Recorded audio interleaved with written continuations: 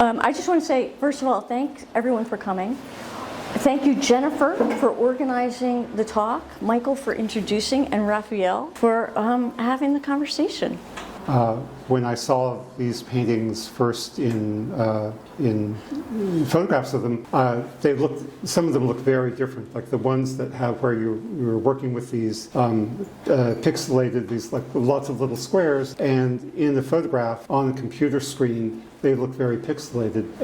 But the moment I saw one, like this one, for instance, in real life, it doesn't seem like that at all. I mean, you can see the relationship to pixelation, but it doesn't have that effect. And like, to me, you know, that's the thing about painting, is that you've got to experience it in person, and you also have to be able to move. You know, the paintings are not these, like, we are not cameras, we are bodies in a space looking at paintings. And I think like that's something that it's great to be back and, you know, have that in our lives again, and not take it for granted. Right. Paintings are all based on little digital drawings made on my phone. And so when I was blowing them up, and I would always put the grid on to blow up the drawing to start painting it.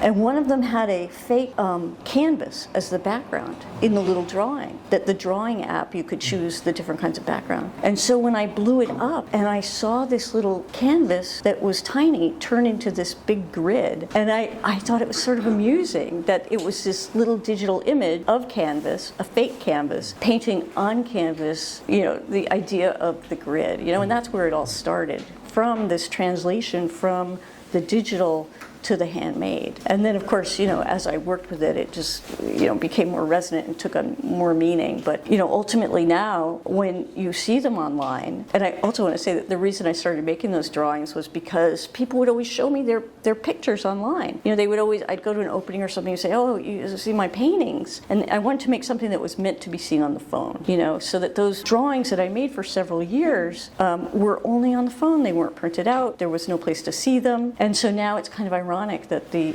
paintings based on those that were meant to be seen on the phone are meant to be seen in person, but end up, for many people, just being seen on Instagram again and not translating very well. Well, it's part of the long history of painting being confronted with and challenged with other means of representation, with photography, with film, with digital media, and often there's like the prophecy of the painting will be superseded, it will be obsolete, and one of the remarkable things about the medium of painting is it's able to assimilate and absorb whatever new technology, whatever new medium is thrown at it. And I think like a lot of artists, increasingly there's like the interface, the lines between digital and manual, between are like erased or sort of not really relevant. It's not that one is better than the other or one supersedes the other. But what I wanted to, another thing that really struck me about these paintings is that they're multi-panel paintings, and is that something that is like that came as a result of the imagery that you're using? Yeah, I mean, I think that the idea of the multi-panels, once I started considering the grid, and then you realize that the grid is infinitely expandable. And I was interested in this notion after many years of working reductively and on stretched canvas and with very little paint and a bit of pencil and just sort of getting to nothing until finally it was just a little scrap of tarp with nothing on it. I wanted to sort of make the work more complex somehow, and I didn't really know what that meant. But the grid, the minute squares, whatever you want to call it, the minute that I started thinking about that, it seemed like this incredible opportunity to expand the work in really interesting ways. It kind of became this portal, the grid I could make. This was the first one that I did with the multi-panel piece, and piece at the bottom could be anywhere else in the gallery. It didn't have to be attached to the painting to read that as related to it. There's so much, and then it could have different meaning as well. The detached, I call them legs, but the detached shapes, once they're detached, whether they aligned, they could have different meanings depending on how you install it. And so I really loved that idea of, if the grid is expanding the imagery in the painting itself, it could also be used as a way of just physically expanding the work. And then I sort of became attached to that and started adding things onto all the paintings. Well, I think that, working with these kind of incomplete structures makes me think of some of the work that the French painter Martin Barré did in the 1970s, where a painting, a kind of geometric painting, is, you might take it as a complete whole finished painting, but in fact it's extended. There's another painting that goes to it, and this idea, like the implication here is that the painting, it's not a question of like being finished or unfinished, but it is a kind of arbitrary cutoff point. The edges of the canvas, the support is this, it's not as if this was kind of given by God, it's that it's contingent. Mm-hmm. And these paintings, they could go on like that. I think that's one of the things that is the effect of these. And even this 4-panel painting here, where there's a lot of different styles in a way. There's like a kind of geometric abstraction. Mm-hmm. There's something sort of more painterly and biomorphic. There's almost like a floor plan, and then there are things that are, not maybe suggestive of a body. And like that, how does that, is that for freedom? Is like you're pursuing some kind of freedom that you come to a fork in the road and you can take both forks and or turn back and go in another direction. It was after my last show, and I was sort of thinking, what direction I wanted to, as I said, make the work somehow more complex, but I wasn't quite sure what that meant. And so these paintings were all made in that period as separate paintings. And when I was moving my studio in Dumbo, I had them all lined up against the wall before they were going to get packed up. And somehow that seemed to make sense, to put them all on a wall like that, especially given their history as their beginning on Instagram, which is the great grid maker of all imagery, the great consolidator, or I don't know what you call it, joiner of all imagery. And they're each named after a specific day that the original digital drawing was made on. And so it's called 4 days, right? And to me, I really love the idea of having a day, having all the days together. And then the notion that the size of the panel becomes important in terms of the idea of time. How did you, this is just a technical question, so how do you transfer, how do you go from the digital image to the painting image? Well, at first, I was just drawing them. I would draw out a grid, a sort of, not this detailed, but, like a 8-square grid on the canvas, and then print out one of the images and then translate it that way. And then for a while I was using a projector, and I would project them onto there because I really wanted to get the proportions right in terms of line and shape and placement on the thing. And so that was good. But then after a while I started using the more complex grid. And so that, is how I transferred these. But these, I think, these 4 were mostly projected. There's, in the last space in the gallery, there's a selection of smaller paintings, works on paper, text pieces, collages, and I guess that's like arranged. So some of them look like they were going back to the 2000s, and there's a lot of different styles, a lot of different kinds of painting. Earlier we were talking about the idea of like the transitional, and you said that someone had come into your studio and said about the work that it was transitional, and which you felt you weren't happy with hearing that. And not surprisingly, because like transitional is this bad word, and to label something transitional, a body of work, is to say, well, hopefully it will be, it's leading somewhere. But I think, to me, I always thought that transitional, isn't that what every artist is aiming for, to have like your work should always be right on the way of like coming from somewhere, going somewhere else, and rather than being fixed and predictable. I think it's almost like you're owning the transitional nature of I have realized in going back and putting old panels together with new pieces and thinking about the old work, and then of course when I moved my studio I saw a lot of those drawings that are in the back, and I just saw a thread that ran through it. I think that for me the transitional period is both anxiety provoking, but also it's the most exciting, and it's when I reach, when I get to where I think I've gone, and then I get to the plateau and I walk along there for a little way, and then I just get bored with it. it.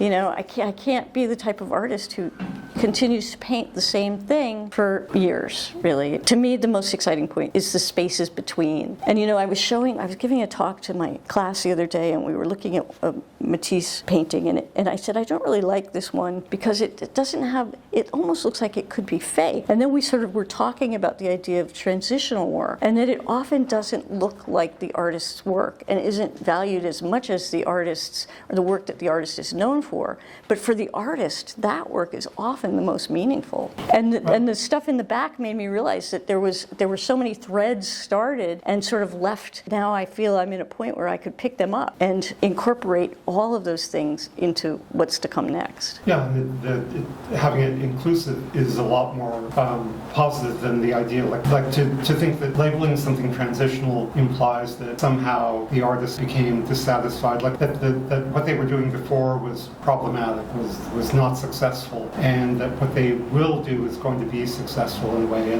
And I think that it implies a kind of judgment, and also the idea that, you know, artists should be somehow be able to stand back and see their own work objectively, which, I mean, I know, like, any artist knows, like, that's not only is it impossible to do, but it's usually not a good thing to do. Like, you know, that. Right.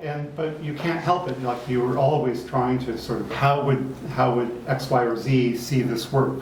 And in the end, we can't, you know, you have to just let that go and you just make the work. Right. That the kind of vocabulary or attitude that terms like transitional bring along with them is something that I think can be really damaging and not good for the artistic Right. process. I agree. You know, when I go to galleries, it's always more exciting to see, you know, work by artists who are in the process of changing somehow, than to see 10 more pieces like the 10 they had in their show last year. You know, it's exciting to see where their mind went, where the making and the process took them. Well, but there are different ways artists can do that. Like, there's some artists who just, they change their work abruptly, like Picabia. Like, with Picabia, he has like 4 different ways of painting throughout his career. And it's not, there's no sort of gradual shift. It's just one day I'm going to stop making this kind of painting and I'm going to start making this kind of painting. And he does that for 10 years and then he stops that and does something else for 10 years. And that's one of the reasons, I guess, that Picabia was seen as this challenge to, I don't know, the idea of the like continuous static, and the idea that the artist has discovered something and discovered some truth. Like, and Picabia, you know, this is going back quite a ways, when MoMA did a Dada show, or maybe they did a show of Picabia, and they didn't show anything after like 1920 because they thought everything else is sort of decadent and you know, Yeah. we don't think that anymore. Yes. But that, like, trying to fit, you know, push the artist into a defined. Yeah. You know who else is like that? Barclay Hendricks, who did the early portraits that we're all familiar with now. But then he did this, he did a photography series of sort of police tape and high heel shoes, and then high heel shoes outside the border. And then he also did a series of paintings in Jamaica, you know, landscape paintings from Jamaica. But it's rarely is that those bodies of work included in his thing. It's the same kind of thing. And I think that as an artist, there are some artists who take baby steps, and you know, and you can watch this on Instagram, and they have very small incremental changes. And I think that those artists are the ones who move forward primarily through process. And then you've got artists who are like Picabia or Barclay, who they think more about it. It's not necessarily directed by the process. I think I'm a little bit of both. And I think I had a hard time when I was younger reconciling the two, because my head would get in front of my process. You know, I think sometimes artists are responding to things happening in their lives, or something in the world, that, you know, a war or a death or something, that an illness. Then also artists do respond to like things, you know, changing fashions, changing discoveries. And I guess the classic idea of like the artist who changes or transitional is Philip Guston. And what I found, like, in some ways the most interesting period of Guston is that, like, the late 60s, when his abstract paintings start to, like, they begin to, like, shapes begin to congeal into something like a head. But we only know that by reading backwards. Like, we see he becomes a figurative painter and we can see these are heads. He didn't know that at the time. And like, because he was willing to venture into the unknown. and like take that risk of failure. Yeah. And not knowing where the paintings are going to go. So do you think that there was ever a point with Guston where he reached the plateau and just kept going? Like, are there paintings in his body of work that seem like he just kept going because that's what he did in the later work? I mean, he was, later work, he painted so quickly, and so it's like he couldn't keep up with his own imagination. Yeah. And he just painted like a madman the last 10 years of his life. Right. And kind of basically killed himself for his work. Yeah. Because he, not following the advice of his doctors. And right. I think that this idea, like, now how do you think about your older work? And I think also for some artists,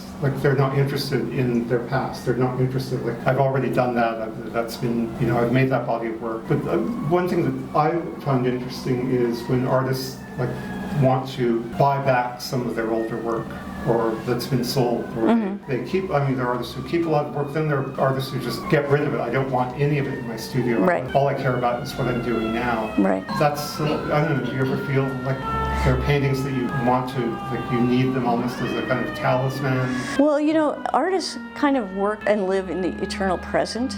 You don't really think about the past. I mean, I don't. And I don't really think about the future, and especially now with climate change. But I think that we always, in giving artist talks, we tell our story. And you always have to reduce that to certain benchmark points. And in the past, I've kind of eliminated certain sections, work that I thought wasn't really part of the thread. And in going back for this show, and because I've moved and looking at some of the older work, it became really clear to me that even in the work that was landscape-based or, graduate school work, that it definitely had the elements that I'm still very much interested in.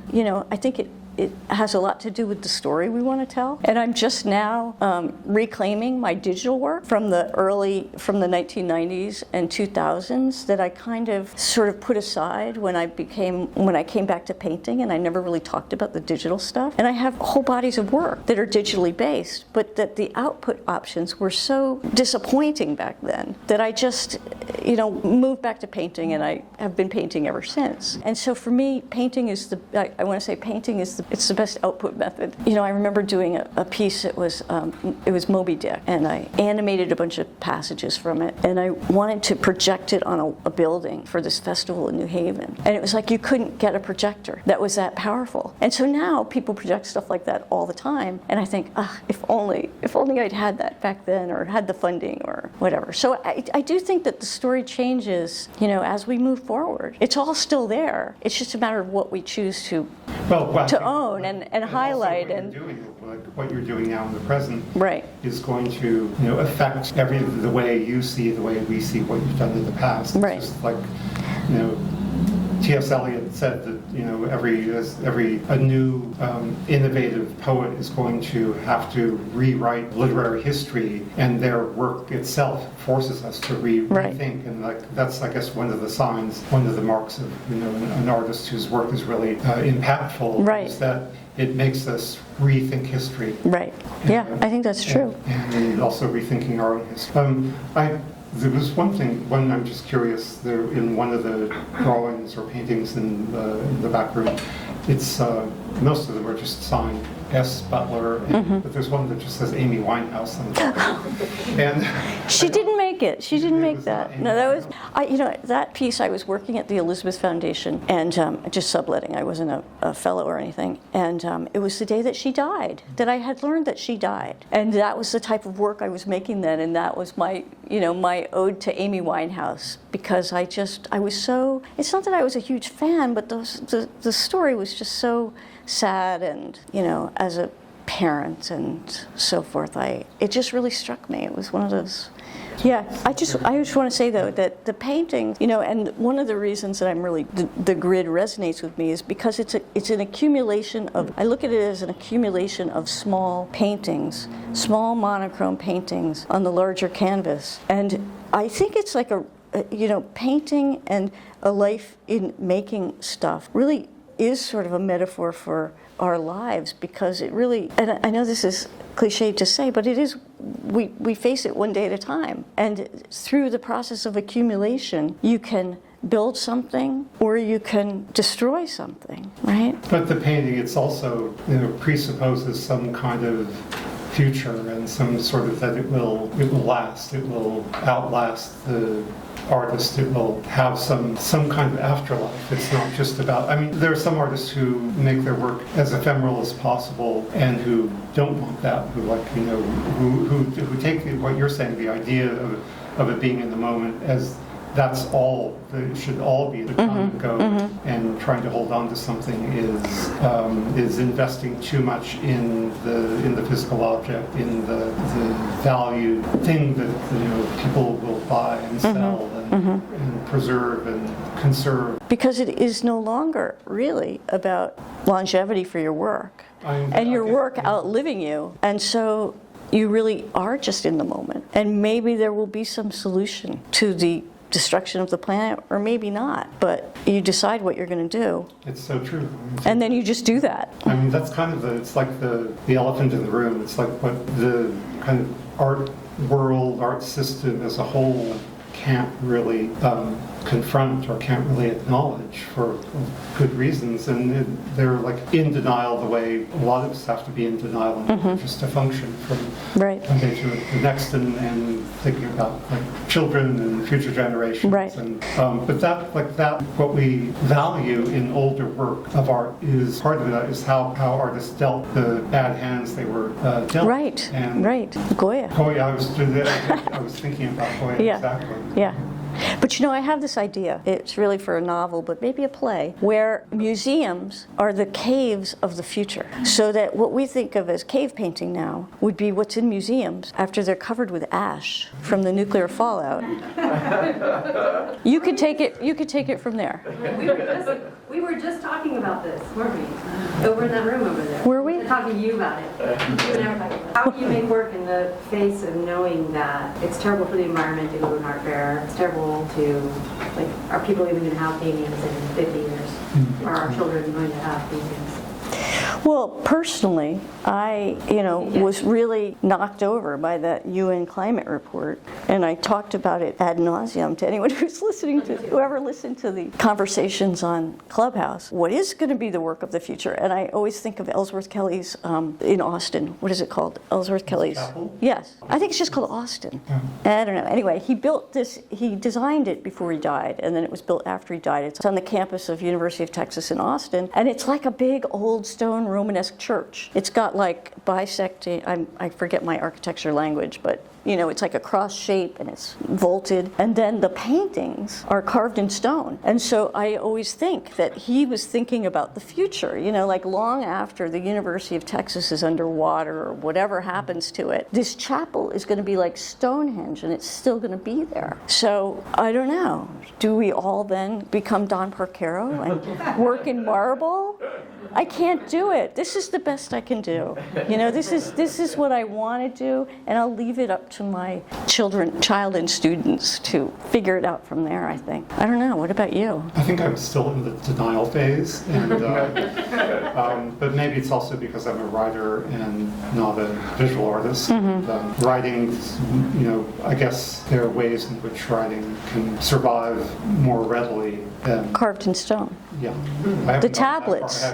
But maybe I should watch a YouTube on how to carve. Right. Did you see the Jenny Holzer show? She took Trump's tweets and I don't know if it was engraving or what, on these sort of garbage-like little pieces of metal, and they're on the wall. And so it's sort of interesting because they're garbage tweets made to look like garbage, but crafted in a way that's long-lasting. I'm not sure that how I feel about Trump's tweets being exactly. It's like, why bother? Questions?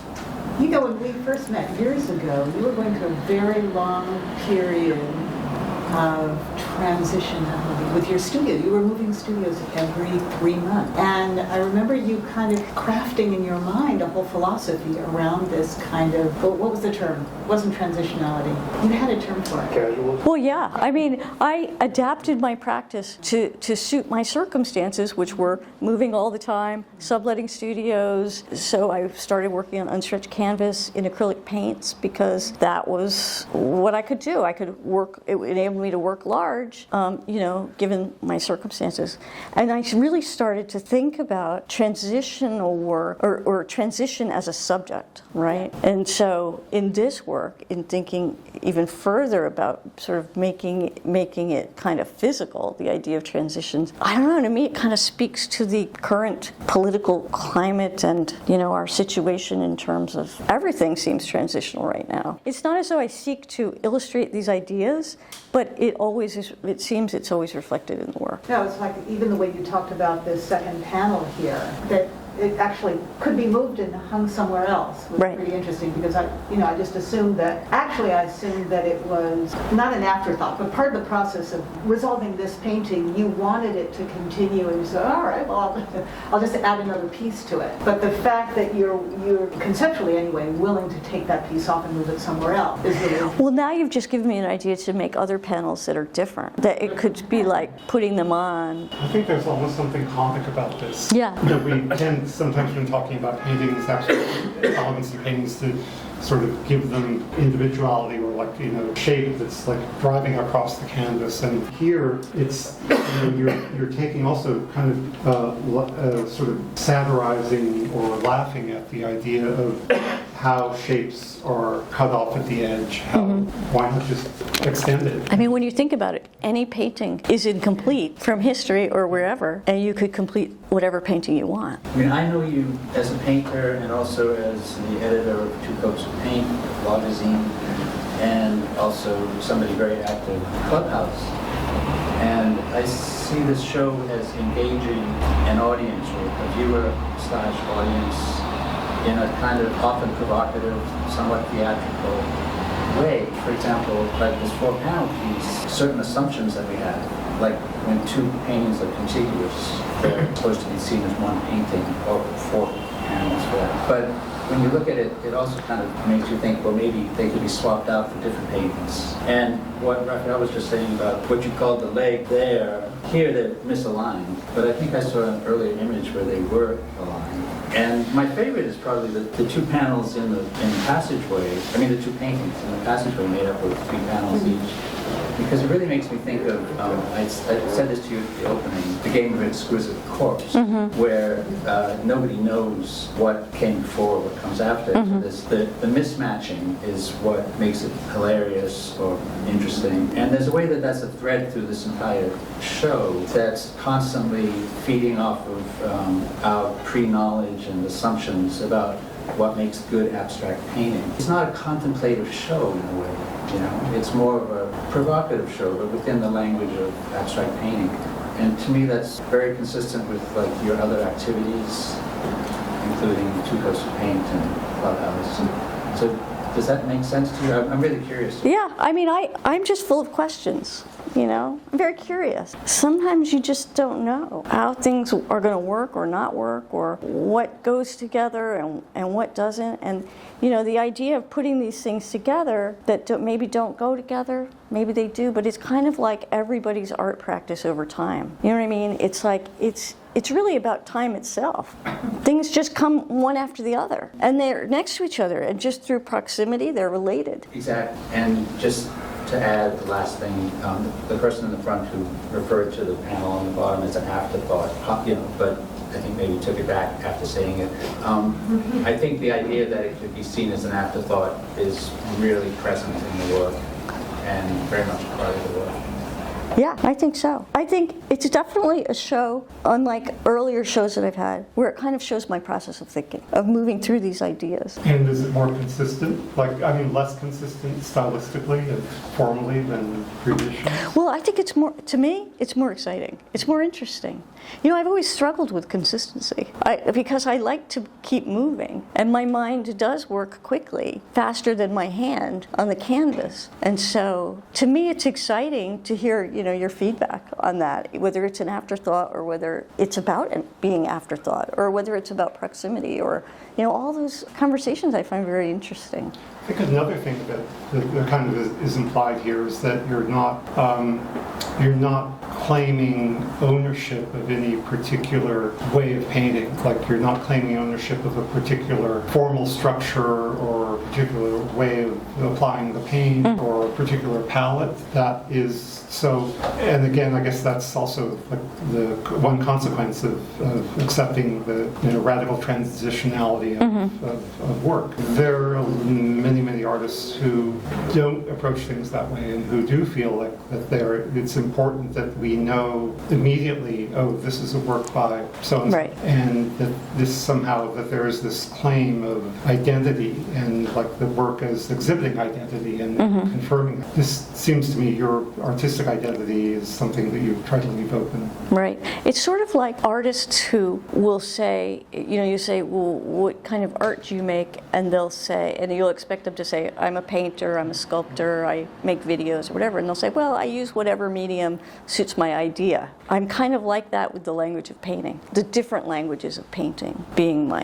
palette, in a way, rather than specific identifiable style. I have a quick question. Because you talk a lot about the things that are inconsistent, one of the things that I've noticed, and I know that time is a very consistent thing that you talk about. And you have limits on time, you do one-day paintings, and time sort of occupies a territory here that I think defines a lot of your process. Could you just talk about that a little bit? How that affects your decision-making when you make a decision to do one painting a day or one drawing a day? Well, I always think that if I find putting limits on time really helpful. Like if you're in a period and you're not sure where you're going, or I'm not sure where I'm going, and if I say, okay, I'm going to work on this for 4 hours and see what happens, and maybe it's a really big tarp or something, and whatever you do, it kind of announces it without you even, having to think about it. So I often have to trick myself into working intuitively because I'm so thought heavy. I often, my thoughts get ahead of my process. Or when I started doing the digital drawings, I put a time, I was going to do them for 30 days, and that was going to be it, and it was going to be the basis for a book. And then I just really liked doing them, so I kept doing them for several years. I think that's a really good thing to think about, time. Well, it's interesting. But the thing about time that's interesting is you can't stop it, right? But It just keeps going. You try to. And by saying in 4 hours, I'm stopping something. Yes. So I'm curious about, what do you think it is you stop in 4 hours? Well, it's about announcing what you most want to do within that limited time, Whether it's splash something over the whole thing or work on something very small in a corner, and each one is going to have some different kind of interesting, I don't want to say meaning because that sounds a little pretentious, but interesting ideas behind how the choices that you've made. I was going to say something more about not being able to stop time. Oh, I often think about, people say, who's your audience? And my audience actually is future me. It's like I love to go back in the old boxes and dig things out. And there were things that I dug out that were possibilities for this show that I had forgotten making. I had just forgotten about it, and it was really wonderful to have those physical objects to remind me of those days in time. That is like, again, you're coming back to the idea of painting the artwork as a journal, as a diary. This happened on this particular day. I sat in the studio or in the subway and I made this thing. Yeah. And that's, whatever else it may or may not be, that's the one thing that you can be sure of, that the connection between this object and that moment in time. Right. So, and I think that the idea that I'm trying to think of other artists who really explored the painters, the diaristic. Well, there's Anakawara. He started the date paintings and did them for quite a while, and then at one point he introduced putting the newspapers into the box. But I very much like his postcards that he would send out and say, I'm still alive. I woke up this morning at 7:38. Yes. And why should that matter to anyone? It does. It's like we are. Yes. I'm glad I know that Ankawara woke up at 7:30 a.m. January 3rd, 1969. Why should this matter to anyone? Yeah, but then you can also cross-reference it with what you did that day. And he was in Paris or Tahiti or I don't know, wherever he was, right? But he doesn't say, and it's sort tell of, you any of that. I mean, he's like, in some ways, and I think that that's kind of what the difference between, say, a writer's diary, Virginia Woolf's diary, and an artist working in a kind of diaristic manner is that they're not necessarily adding or giving you any context or any biographical information. It is simply the act of having done something, made something, and that's sufficient. Right. So, and with Ankara, it's because the kind of tautological conceptual idea, the work somehow embodies its own functioning. And, I think I hadn't really thought about your work in this way before. It's interesting. the other thing about the digital drawings, I mean, that very much was a part of it when I would post them every day at like 4 in the morning. It really was just like Ankara's, you know, I woke up at. Well, you know, Picasso dated every work he made, and someone asked him once, well, why do you do this? And his like typical arrogant, he said, so that people in the future will be able to study my work as like the way scientists study nature. But I think he also meant like using himself as a sort of example of like, here we can look at one artist and how this artist actually worked, and maybe we'll learn something because on Monday he did this, and then on Tuesday he did that, and Wednesday he did like 10 other things. Yeah. So, dates, please. Right, right. Byron Kim's Sunday series. That's right. All right. The Sunday paintings. I just wanted to say something about this whole show, the back room with 20 years of different works of yours that are hanging back there. Because as you were saying, Raphael, you felt that there were big shifts and pretty different work from 20 years ago up to now. But I feel that there's a thread or sensibility in all of that work that is so revealing and so interesting to present those groups of drawings and paintings and sketches with these very new pieces, that you allow the viewer to kind of enter your mind even more and really get a sense of what you've been thinking and how you feel for the last 20 years. And it's a very rare thing to see that in just a show, right? Thanks, Holly. I think now that we have social media, we don't miss all of those different things, different phases that people go through. But, you know, anything from pre-2011 or so is to see it in kind of a real, mystery. You know, in a real form as opposed to just on a screen. Thank you. Like about 10 years ago, you called it provisional painting. I think Sharon then called it casualism. And it seemed to me that it referred to a kind of work, acknowledged if it didn't actually celebrate ephemerality or incompleteness of a painting, both in terms of its content possibly, but also its method. And it seems to me that this is not casualism, and that it represents, I could use the word transition, but some form of moving on from that kind of painting. And I'm not sure exactly how to characterize it, but I wondered if you can actually crystallize what the transition is. In other words, this work seems to me more labor intensive than what you were doing 10 years ago, for example. And I know an obvious hinge point in terms of the change in process would be the use of the digital drawings or the morning drawings. But I wondered if there was a more specific way to characterize the difference between what you were doing 10 years ago and this work here, the newer work.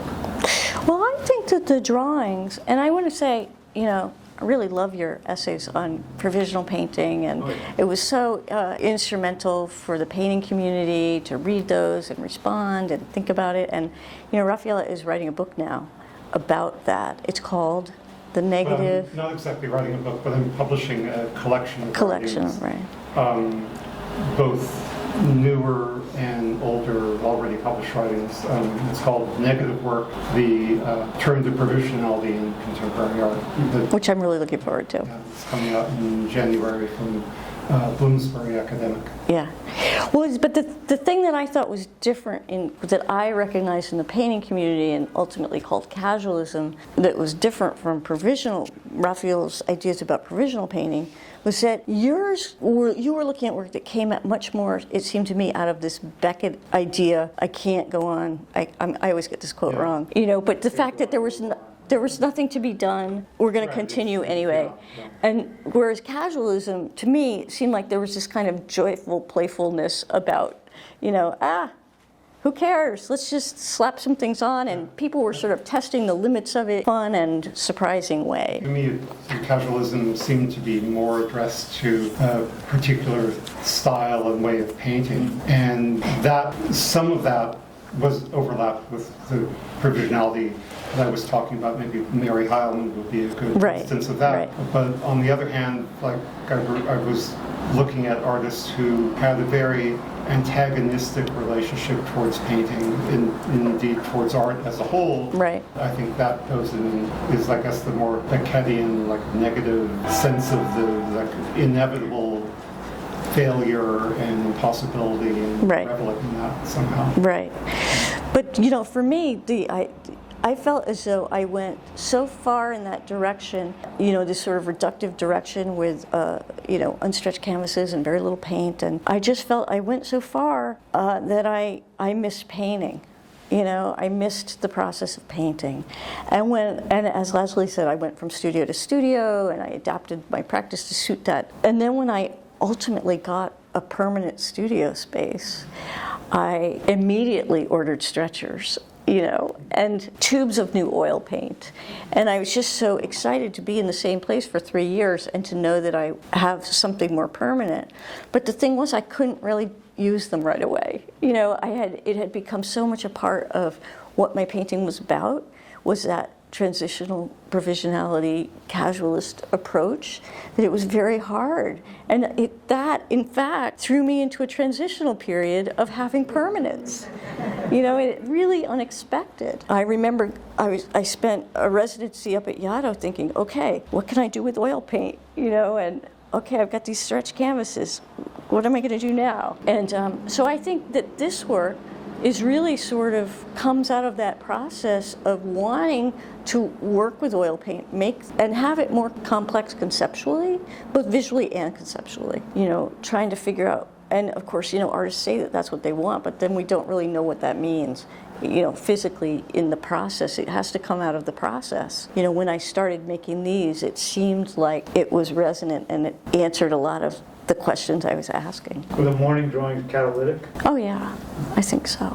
And the process of making them was very casual. You know, just on the phone, there was nothing at stake. But translating them to canvas was not casual. No. Right. I mean, at first, I just translated the visual language developed on the phone drawing, and then it wasn't for a couple of years that I actually started working from specific drawing, and that was a whole different and more interesting experience, because then you have thousands of drawings. Which ones do you pick? What's the process of deciding? So it gave my head something to think about, and it also gave me something to work on with my hands. A good move for me. Do you see, you mentioned adding on to these paintings. Do you see these paintings as something that you, like periods of time that you're going to add on? Like, was the piece that you added to that one, was the add-on painted much around the same time as you painted the larger? Yeah, it was shortly there. But you know, I think you could go back to, now I have this idea, you could go back to any painting and change it, and then that gives me something to think about the history, right? Like, how important is our history? You know, do we need to preserve our history? And like when you mentioned about different artists' evolutions over time and how certain artists evolve slowly, and it works as almost autobiographical in a way, that you're evolving over time and you're adding on to them. Are they, as it seemed very kind of almost a personal evolution for you in how the works are growing? Yeah, I would say they are. I mean, autobiographical in a really loose sense. It's not a narrative. Today I went to the grocery store and then I went, you know. But at the same time, it's, like you said before, it's what you wanted to make in a certain period of time. Yeah. If anyone have any more questions? I think we could just look around, right? Thank you, Raphael.